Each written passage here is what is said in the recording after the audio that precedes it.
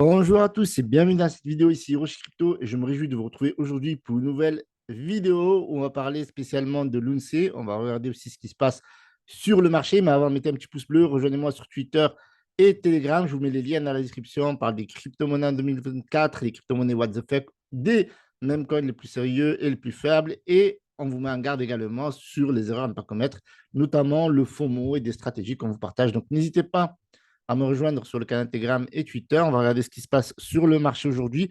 Aujourd'hui, le marché rencontre une baisse de quasiment 1%. On a toujours une dominance du Bitcoin qui est extrêmement élevée autour des 57%. Avec Ethereum, ça fait plus de 70%. Donc, deux crypto-monnaies qui gèrent quasiment tout le marché. On peut s'attendre à de nouvelles hausses. Le marché est irrégulier et très volatile. Je rappelle que je ne suis pas votre conseiller financier. Faites toujours vos propres recherches avant d'investir. On voit que Solana, Sol, dont on vous parle énormément sur cette chaîne YouTube et sur le canal Telegram à travers les mêmes coins, etc., ben, vous ne serez pas surpris de voir le sol exploser. Donc, on voit le sol à plus de quasiment 5% de hausse aujourd'hui. Donc, c'est vraiment bullish. On a l'UXRP qui fait toujours du surplace autour des 50 centimes. Le Shiba Inu qui clôture la 13e place, presque la dernière place de l'équipe de foot, remplaçant avec Chainlink 14e, donc Shiba Inu toujours très solide à plus de 10 milliards de capitalisation. Donc on va regarder crypto bubble, donc on voit aujourd'hui donc la baisse, elle est assez significative. On voit quand même App qui a bien progressé hier de plus de 100%, ben, qui est toujours solide aujourd'hui avec une hausse de plus de 3,90%. On voit des mêmes coins revenir, notamment Mew, le seul, enfin, The Cat in the Dogs World. Donc, pas mal, pas mal. Donc, petite hausse de 7,4%.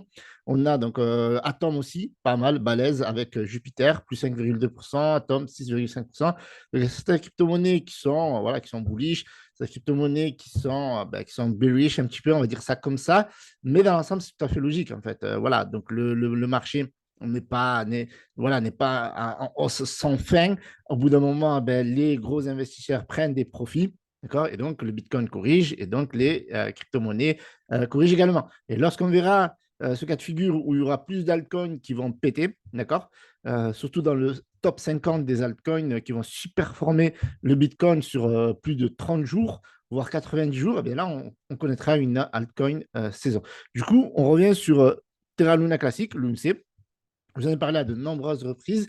L'UNC fait partie de mon portefeuille. L'UNC, c'est l'une de mes crypto-monnaies préférées. Mais attention, il ne faut pas tomber amoureux d'un projet dans le sens où, eh bien, si le truc s'écrase, eh bien, au bout d'un moment, il faut prendre des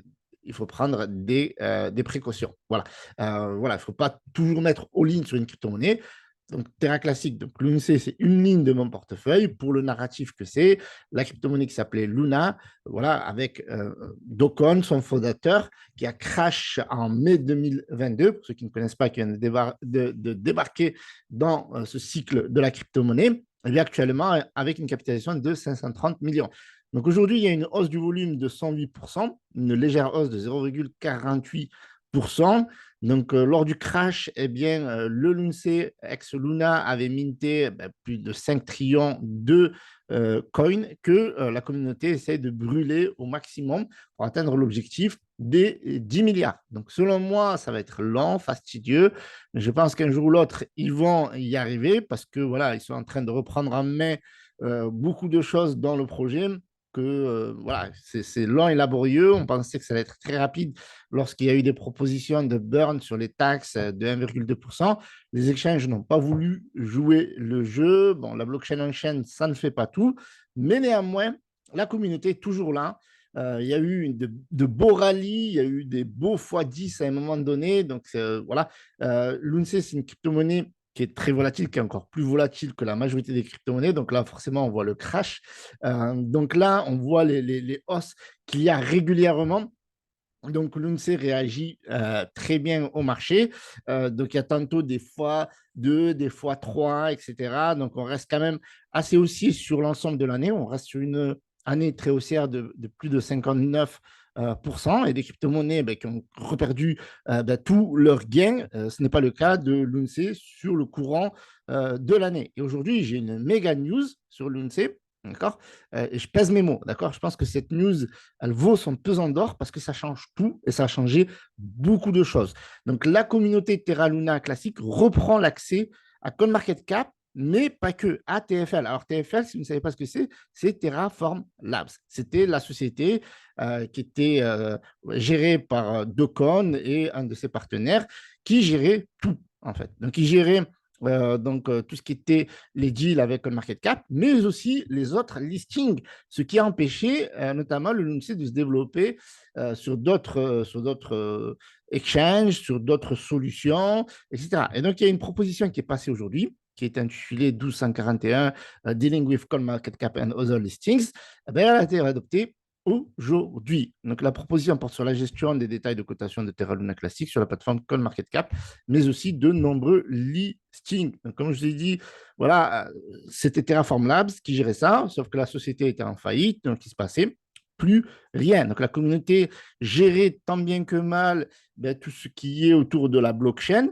Voilà, les choses sur lesquelles elle avait les mêmes, notamment sur les validateurs, sur les évolutions de la blockchain en chaîne, avec les accords qui étaient déjà passés avec des exchanges, mais ne pouvait pas lister l'UNC sur d'autres exchanges, sur d'autres plateformes, faire d'autres partenaires, etc., etc. Donc, c'était complexe. Donc, la plupart des partenariats qui étaient réalisés auparavant, c'était des partenaires qui venaient aider directement la blockchain, qui aidaient la communauté.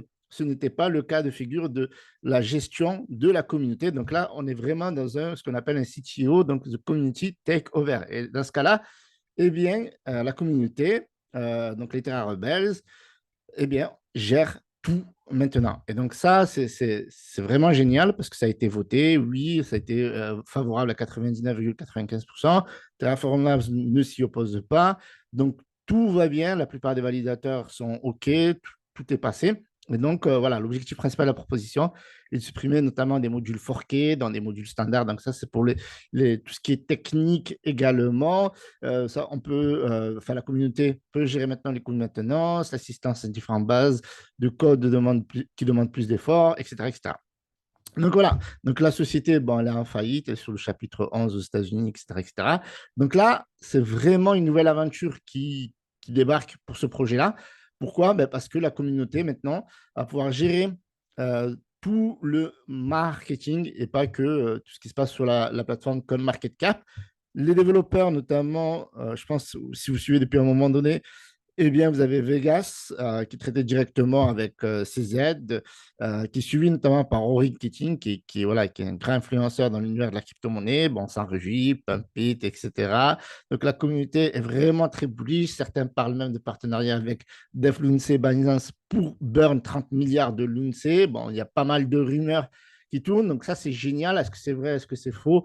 En tout cas, ça permet de créer de la hype. Donc, j'ai l'impression qu'il y a le retour de la hype. Donc voilà, on maximise sur le burn, on maximise sur les news, aussi sur l'évolution de la blockchain et notamment sur la prise en main du marketing. Et donc là, la communauté prend tout en main et pour le coup, bon, il y a des promesses qui sont folles avec un promet du Lunsa à 7,32 $. Donc là, on est vraiment loin du compte. Mais en tout cas, c'est marrant de voir ça parce que à un moment donné, c'était calme et là, on voit vraiment que la communauté est vraiment bullish, surtout après ce qui vient de se passer aujourd'hui. Je pense qu'on peut, voilà, je pense qu'on peut fly.